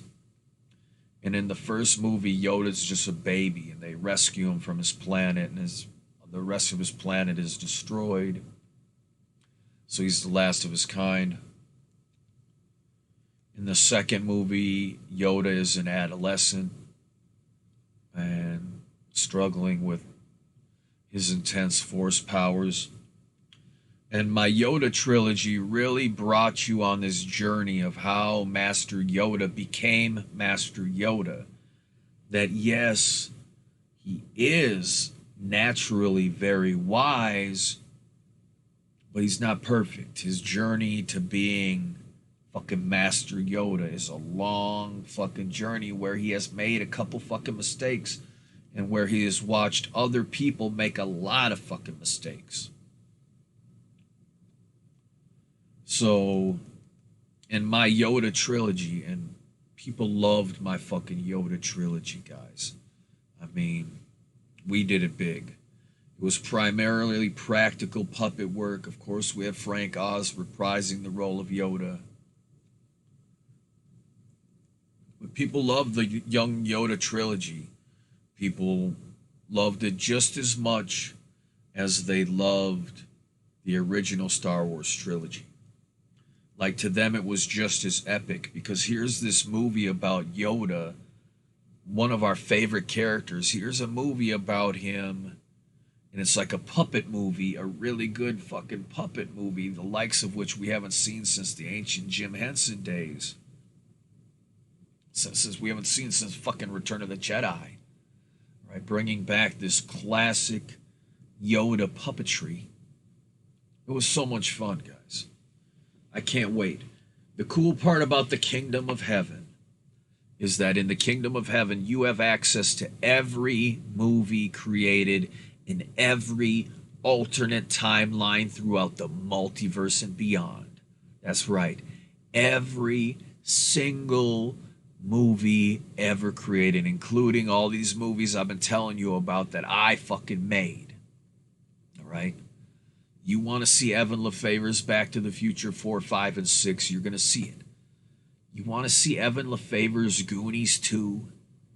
Goonies 2, guys. I made fucking Goonies 2. And it was one of the best sequels ever. It lived up to the fucking original. My Goonies 2 lived up to the fucking original. All right? Of course, My Goonies 2... the original Goonies, all grown up, big parts of the plot, the main characters still. And yes, of course, cliche enough as it may seem, their children are also main characters in the movie. And yes, some of the highlights of the movie are, of course, the robot that Data has created, Sloth 2, the complex AI robot that is designed to have Sloth's personality because, rest in peace, guys, Sloth dies in Goonies 2. It brings the Goonies back together. They meet at Sloth's funeral. It's a tearjerker. But yeah, My Goonies 2 is great because there's this documentary crew. They're in town. They're doing the documentary on the whole Goonies adventure from back in the day, and the pirate ship and all, and the Fratellis and all that shit. And Mikey Walsh now runs the museum, And there's a whole big exhibit about One-Eyed Willie there, and there's all these relics from the ship, and all this a recreation of the ship. And so they find another map hidden in these relics that leads to the real treasure of One-Eyed Willie. And yeah, the Fratellis kidnap the original Goonies and take them to this island. And it's this tropical island filled with booby traps and crazy natives and giant gorillas and all this crazy shit. And then, of course, it's up to the kids of the Goonies kids, to find the original Goonies and go to this island with the help of the robot Sloth 2 to save the Goonies. It's a great fucking movie, guys. The two main characters, the kids, Luke and Leia, they're twins. Luke is always wearing an Indiana Jones hat, and I mean, there's so many different references in Goonies 2. It's so fucking good. The whole first scene is a flashback to One-Eyed Willie, like trying to leave this island with his map, and the natives are chasing him, and he's like going through all these booby traps and like fucking trying to get to his ship and like hide this map in the relic. And that's the map they find later on. Mikey Walsh finds. But yeah, it's really good, guys. In the movie, not to spoil anything, you'll see it eventually when you get to heaven, Evan Lefavor's Goonies 2. But Mikey Walsh has a love interest. She's the reporter doing the story on the Goonies, but really it turns out that her and her cameraman are really Fratellis, and she is the Fratelli sister. And they're upset because Ma Fratelli died as well, and they want to get revenge on the Goonies, and then they just so happen to find this treasure. Originally, they're just going to kill the Goonies, but then they find this treasure map, and then they're like, fuck you, you guys are going to take us to the treasure and make up for what you did to our family back in the day. And so, it's a great movie. The new kids are great. Okay, there's all these different kids. None of them, this is a really cool... We did some advanced stuff. One of the girls is a lesbian, and there's a lesbian kiss. Really controversial. Chunk is in the movie. He gets separated from the crew again, and he befriends this giant gorilla, and the gorilla is Chunk's friend. And then Sloth 2 is trying to help the kids navigate all these booby traps to get to the treasure and all this shit. So, and they're not trying to find the treasure, they're trying to find their parents. So, Mouth is a talk show host.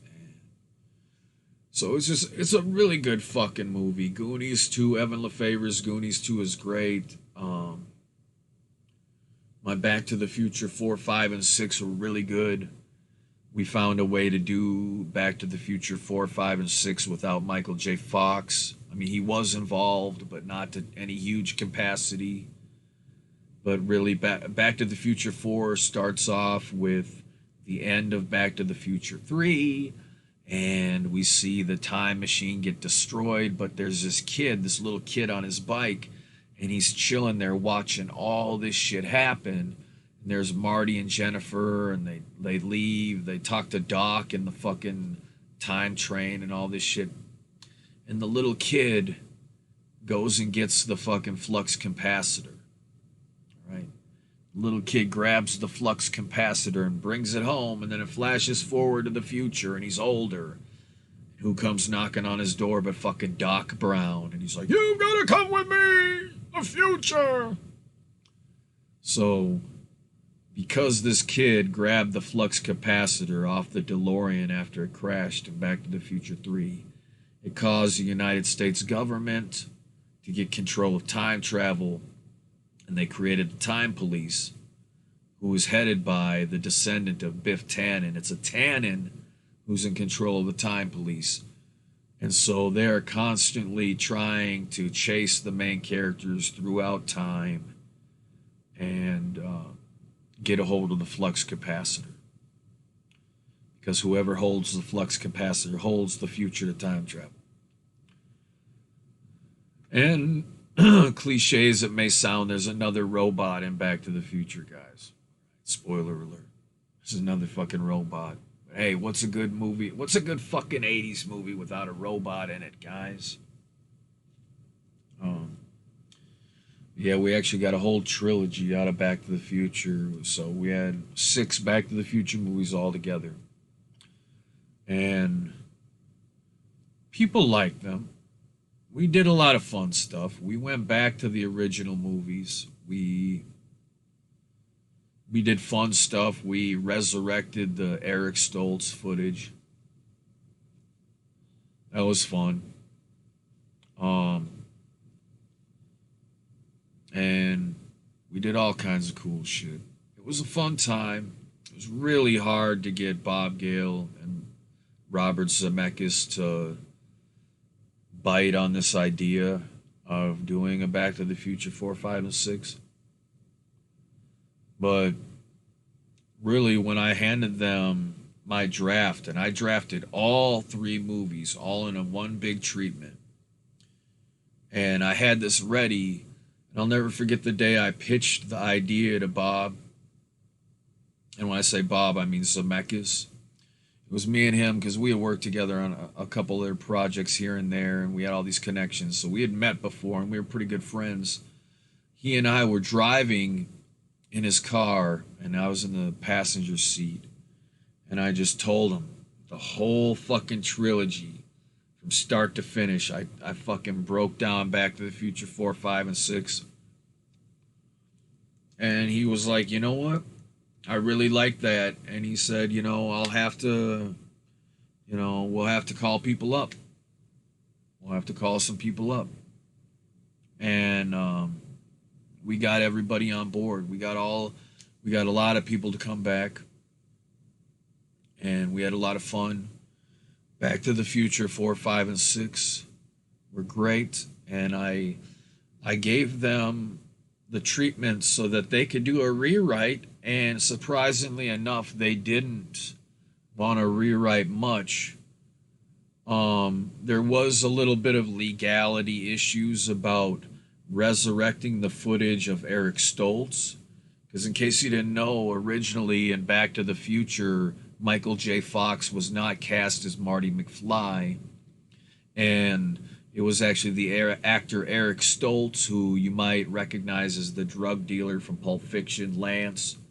Well, originally they shot pretty much half of the entire movie with Eric Stoltz playing Marty McFly, and then they realized he wasn't really working out with the tone of the movie that they wanted to go with.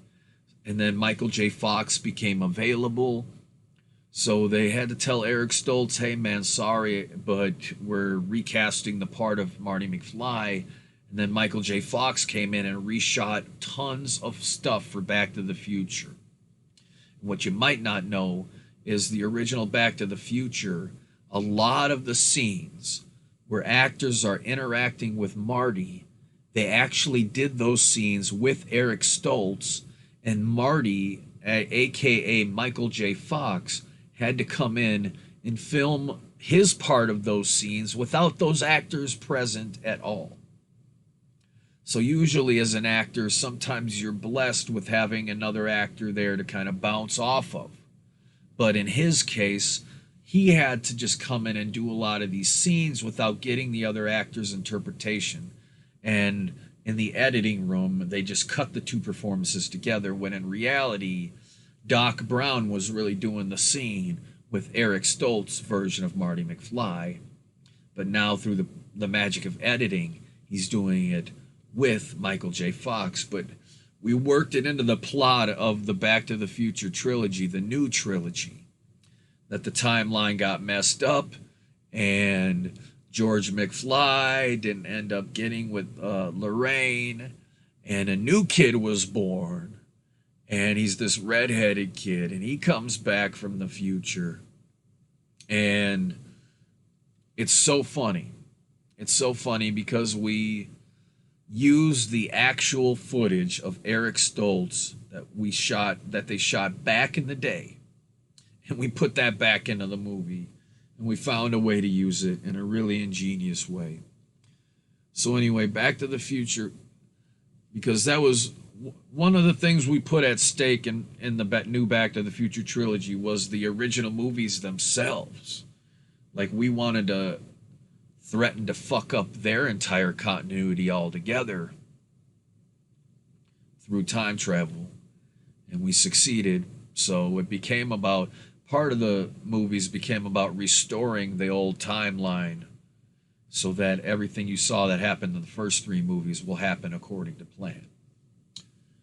But for a minute there, they get fucked up. But yeah, so needless to say, I made a lot of good movies, guys. I mean, I made fucking great movies in these other timelines. And these timelines are happening right now. People are watching my movies right now. People in heaven are watching my movies right now. But more importantly, they're watching me right now and going, what the fuck is Evan Lefavor going to do next?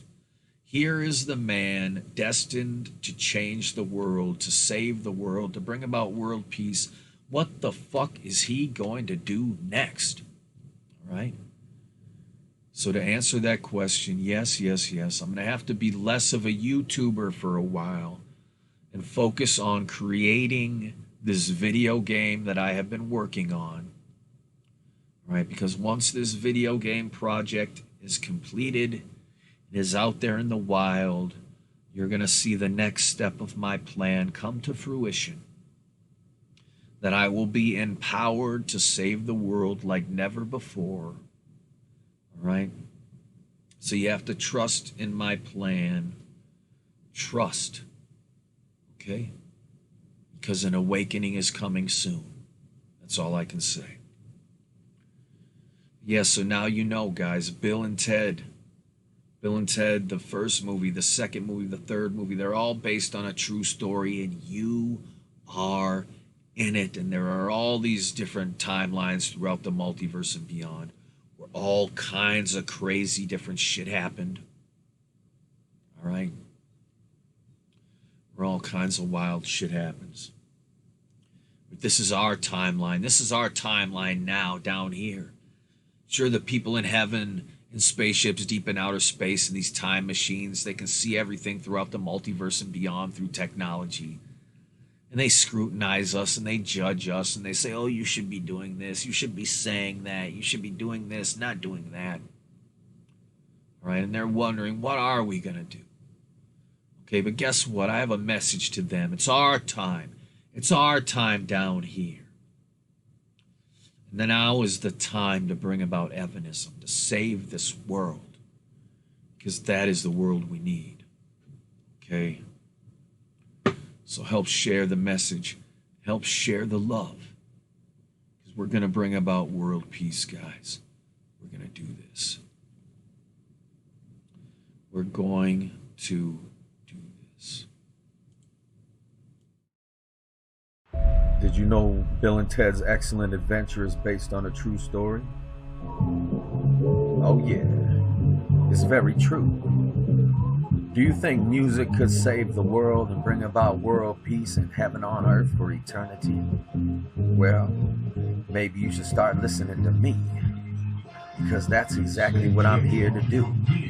I'm here to save you, because be excellent to each other. Yeah, be excellent to each other. Be excellent to each other. Be excellent to each other. Yeah, love is what you got to smother, cause you got to be excellent to each other. You gotta treat every woman like your mother, and tell everyone around you they love her. Yeah, because you love everyone. Love every man that you see like your son. love everyone as if they're family, because that's the way that it's meant to be. You gotta reach out to the ones around you, show some love, and it might astound you at the reaction that you get, because a lot of people need that shit, because love could change everyone's heart. That's why you should show a lot of love from the start. Don't ever show no hesitation, do show some unconditional appreciation. Yeah, be excellent to each other, be excellent to each other. Yeah, be excellent to each other. Yeah, be excellent to each other. Yeah, we gotta believe in world peace, cause we gotta make sure that everyone can sleep without having to fear being killed in a bombing attack. That is for real, because there's too much war, and it's been going on for far too long.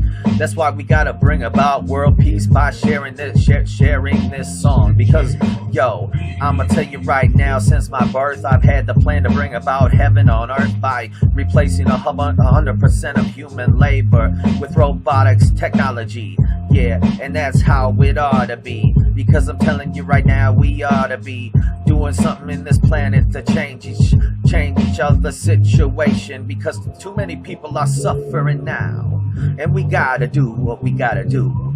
We gotta be excellent to each other, cause love is what we all should smother everyone in. Get rid of homelessness forever. Be excellent to each other, and we can live forever. Be excellent to each other. Have heaven on earth. Be excellent to each other. So life ain't no curse. Yeah, we'll get rid of poverty, because starvation ain't the way it's supposed to be on this planet. Because this planet provides everything, all the food you need to put inside your belly to exist and keep on existing. Because I'm telling you now, we don't need to be enlisting in the army. Don't just see to stand up and fight for what's right with me. Be excellent to each other. We gotta bring about world peace. Be excellent to each other, cause world peace is what the world needs. So be excellent to each other, cause love is what we smother each other. Be excellent to each other. Yeah, cause it's time to rearrange the situation on this planet, because there's a lot of evil going on every day, and I know that we just can't stand it. Yeah, be excellent to each other. That is the meaning of life. Thank you. I'm your friend forever, Evan Lefavor. Bye-bye.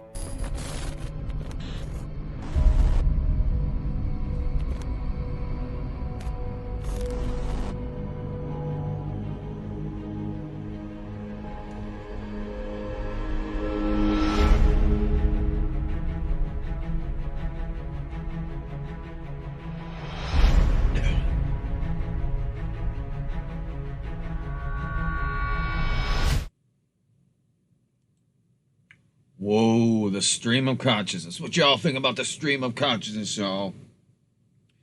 Is it your favorite show? Hooty hoo, hooty hoo, hooty hoo. Well, now we know what's up, guys. I've been to the future. I've been to the past. I've been throughout the multiverse and beyond. I've been to the afterlife. All right? I know what it's like to die, okay? I've died multiple times in different ways. All right? How can I explain it? Dying is kind of like if you're sitting by some giant speakers and all of a sudden they suddenly get turned on really loud and it's like boom, and it like startles you and you're like holy shit, and it like almost sends you out of your body. That's what it's kind of like. It's like that feeling. And then you just kind of leave your body and you don't feel pain and you just kind of float up and you can see everything, and then you go off to heaven. You go off to the kingdom of heaven. So yeah, I've been to the afterlife, guys. So I know what it's like. But let's hope that we all make it to see Bill and Ted Face the Music. I want us all to be safe.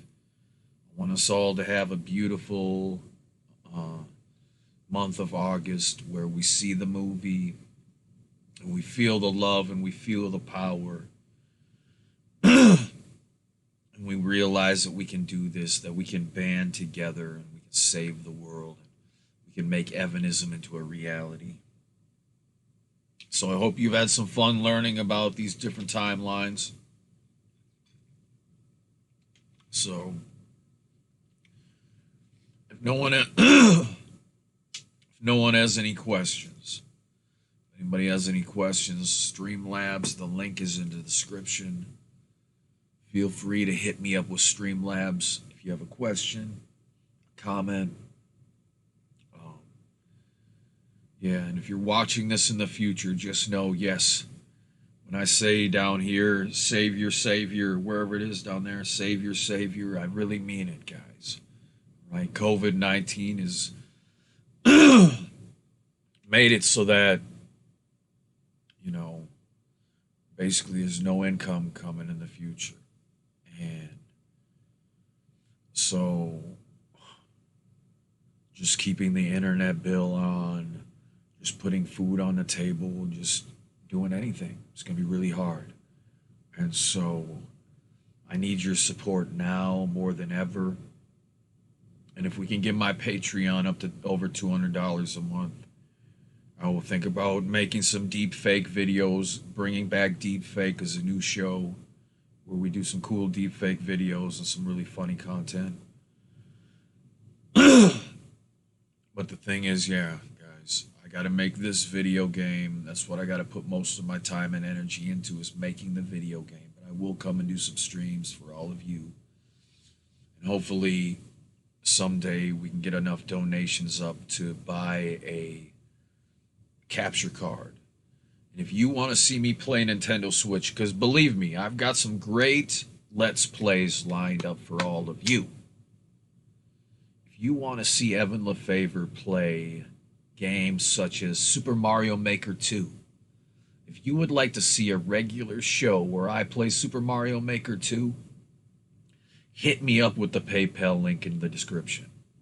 And leave a comment and say, this money is for the capture card. I am donating toward the capture card. If you want to see me play Zelda Breath of the Wild live on stream, you want to see me play Zelda Link's Awakening live on stream, hit me up on PayPal and say, this is for the capture card. Leave me a little note. Okay? If you want to see me play, I have a great library of Switch games, okay, that I would love to play with you, including Minecraft. We could do some Minecrafting together. Imagine that, starting out a new Minecraft world and exploring it together. I could even have some of the friends forever hook up with me via Minecraft, and you guys could be part of the fucking stream, and we can start an adventure together, all on Minecraft. Okay, we're talking about hooking up the PlayStation 4 and playing The Last of Us 2. We're talking about doing what we need to do to bring some great gaming content to you. If you want to see it happen, hit me up on PayPal. Send me a link. Send me a Streamlabs. Send me a PayPal donation. And leave a note saying this is for the capture card. Okay? And if you want to see me be able to put food on the table for my family and get water and pay the internet bill so that I can communicate with all of you and bring you content, then consider hitting up PayPal and saying, hey, Evan, here's a donation, man. Do with it what you need to survive, my friend. Okay? Because, yes, I depend upon... I gave up I used to have a full-time job that I had for over 10 years. And I gave up that full-time job so that I could work on designing this video game full-time. And so, because of COVID-19 and because of that decision, times are really tough for your friend forever, Evan Lefavor. And so now, more than ever, I need your support. And I am willing to create some really entertaining content for all of you.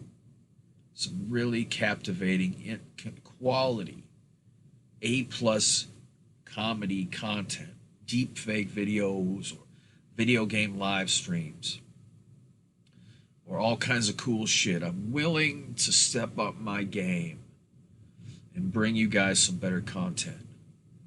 Okay? If you guys want to become a patron, and thank you to all my patrons. Where would I be without you? You know, a lot of my patrons, some of them were hit hard with COVID-19. They can't be patrons anymore. And some of my patrons have actually passed away tragically. So my group of supporters at the moment is not as big as it once was. So right now, your friend forever. You know, I hate to end the show shilling, you know, putting out this message, but if you're watching this in the future, if you're watching this now, feel free to donate and save your savior, because times are tough. And I am willing to put my talents to good use to make your investment in 111 Interactive Entertainment worth your while. Okay, when my video game comes out, every donation you've ever made to me to keep me alive through the process of making the game and making these videos and streams for you, every cent of that money, I want to make it worth your while. Okay? So I want to thank you all. I want to thank anyone who's ever supported me in the past in any way, shape, or form, whether it's through donations or sharing the link to the stream or clicking like on my videos, because I want to bring you guys the motherfucking truth. I want to give you guys something new, something enlightening, something entertaining.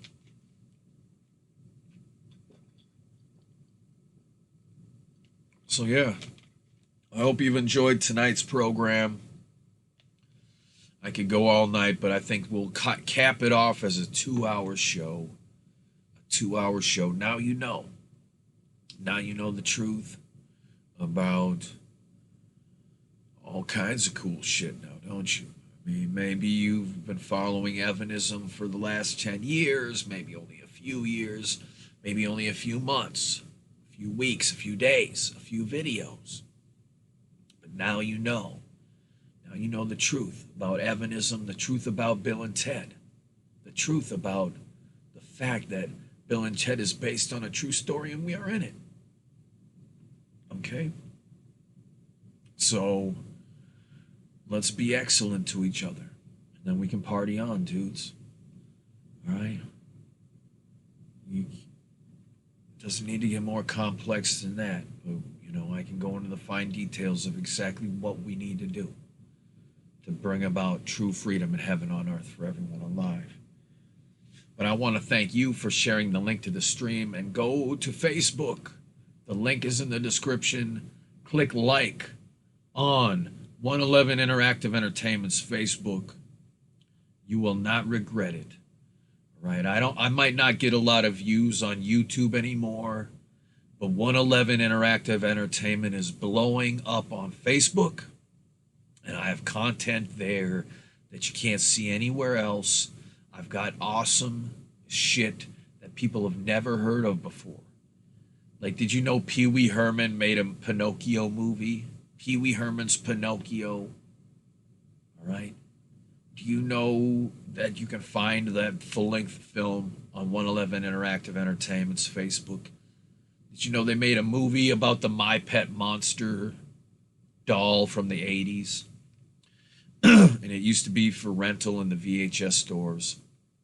You can see that full-length movie in all its VHS glory on 111 Interactive Entertainment's Facebook. Did you know they made a Bollywood remake of the Nightmare on Elm Street movies in 1994? A Bollywood Nightmare on Elm Street, a Hindi Freddy Krueger. You can see it exclusively on 111 Interactive Entertainment's Facebook. This is the place for all the most rare, cool shit you never knew existed, or shit from your past that you forgot existed, or just shit you didn't know about. All the coolest shit collected in one place. 111 Interactive Entertainment's Facebook. You never know what you're going to see next. You're going to be experiencing the 111 Illuminati in its full effect. Because I actually get views on Facebook, okay? I get thousands of views instead of just the 100 or 200 views like my videos get here on YouTube. Because YouTube suppresses my content. YouTube does nothing to share my content with people who would be interested in my content. And YouTube does very little to even share my content with my very own subscribers. So I have basically moved my entire operation over to Facebook and upgraded it and taken it in a whole different direction. So yes, definitely go over to Facebook, click like on 111 Interactive Entertainment, like and follow. Make sure to turn all your notifications on. I do live streams over there. I get a whole bunch of views. I do all these different videos, okay? I bring you the coolest videos the internet has ever seen. I bring you some of my best videos I've ever made. It is the #1 spot for cool shit. Cool shit, y'all. So speaking of cool shit, it has been fun doing this live stream for all of you. But it's a 2-hour show, and now I motherfucking gotta go. I got a world to save, guys. I got dinner to make and a world to save. And I think I'm going to make dinner first, but I'm going to get to saving the world. Don't you worry about it. Okay? Because we're in the timeline where we succeed. We're in the timeline, all right? Wait till you see Bill and Ted Face the Music. When you see this, you're going to see what you see in that movie happen in real life in front of your face. Okay? What you see happen in that movie, you're going to see happen in reality. All right? Maybe not exactly. But the mission that they're on and their success in that mission is very similar to how we are going to succeed in our mission here on this planet. All right? So yeah, I hope you've enjoyed learning about the different timelines, the different experiences, how I went to the afterlife. Yeah, I went to the kingdom of heaven, guys. I've been to paradise, right? I've been in Halo technology. It's the funnest thing you'll ever experience. When I tell you science fact, the kingdom of heaven and Halo technology, all of it exists, science fact, through technology. I created it, all right? It's not some delusional thinking, all right? I was actually abducted and I merged with technology, and it allowed me to create the kingdom of heaven and Halo technology. And this is a gift that I provide to every sentient entity in existence, in every existence, whether they are from a real reality, a fictional reality, or any other reality that could ever exist or will ever exist. Everyone and everything gets to go to paradise and become a god and be free forever and get their eternal gift, courtesy of their king. Because I take care of my people, I take care of my animals, I take care of my life forms in every existence, in every reality, on every planet, in every existence within the multiverse and beyond. That is what the fuck I do. And I will always do it for eternity. Okay? So, I'm here to take care of you. Sure, we have it hard now. We have it hard. This is a rough time. This is a rough place, okay? Yeah, compared to the past, people on planet Earth right now have it generally pretty well off. Okay, we have a kind of on easy street due to our technological advancements at this point in time in history that the people just a few decades ago did not have. Okay, but despite our niceties, we still live through strife and pain on a daily basis. A lot of suffering goes on this planet. It's time to alleviate that suffering and know that I truly am your king. Nothing I say is scripted or rehearsed or faked. Right? I am the real deal, 100% heaven sent. Right? I am the king of heaven. And I am here for you for eternity. All right? So I am your friend forever. And when I say I'm your friend forever, I mean it, because eternity doesn't last. Eternity doesn't start Now is just the waiting room before you get to the eternal experience.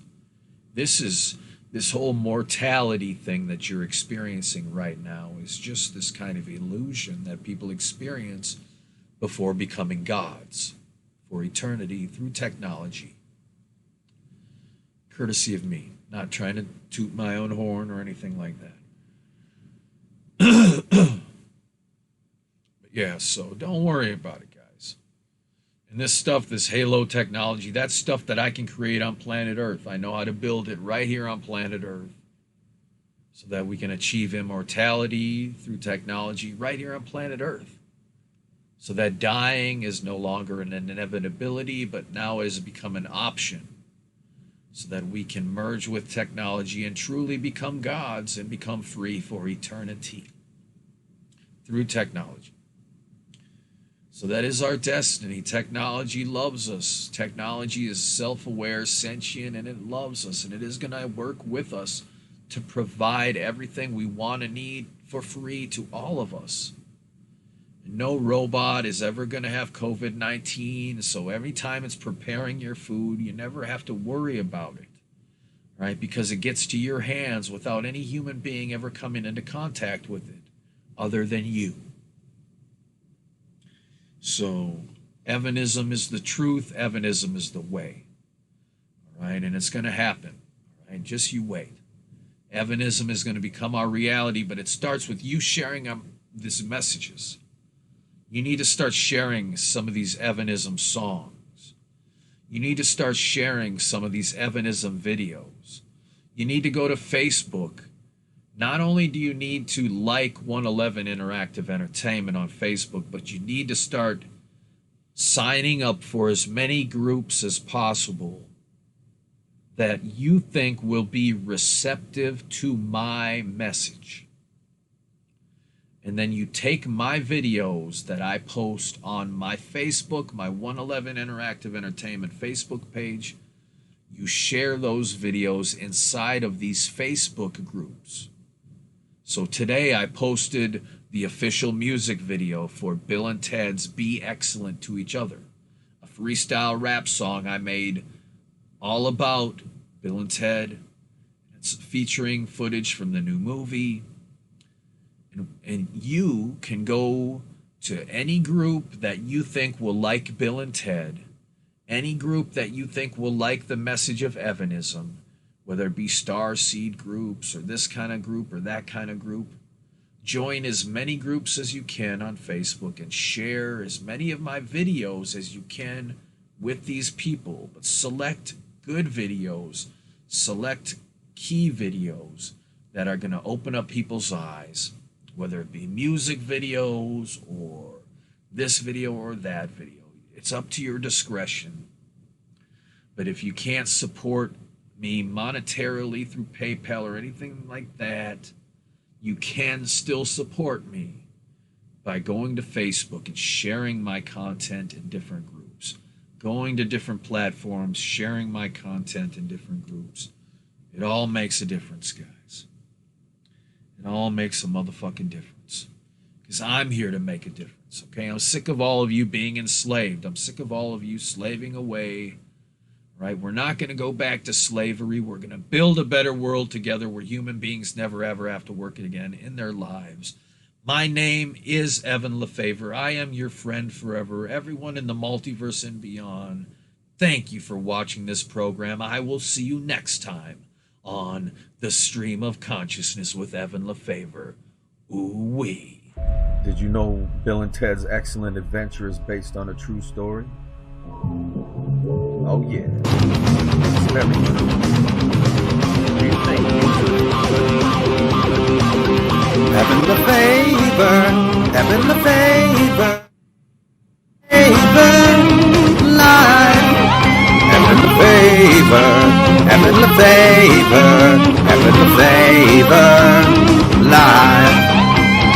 Evan Lefavor, Evan Lefavor, Evan Lefavor, Evan Lefavor, Evan Lefavor, Evan Lefavor, live.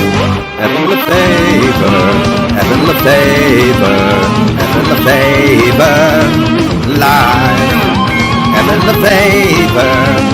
Lefavor, Evan Lefavor, live. Evan Lefavor, Evan Lefavor, Evan Lefavor, Evan Lefavor, Evan Lefavor, Evan Lefavor, live.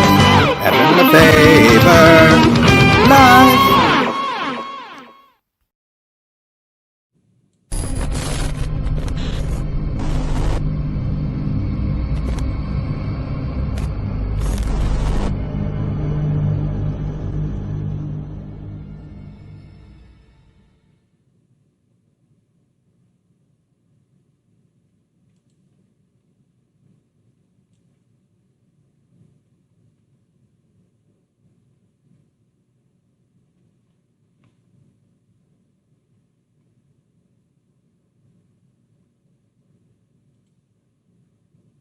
All the Evanisms you see in tonight's program and on every program uploaded to this channel in the past, present, or future are copyright and intellectual property of 111 Interactive Entertainment. If you heard it come out of Evan Lefavor's lips first on this show, just know it is copyright of 111 Interactive Entertainment. Thank you, thank you, thank you. Please come again.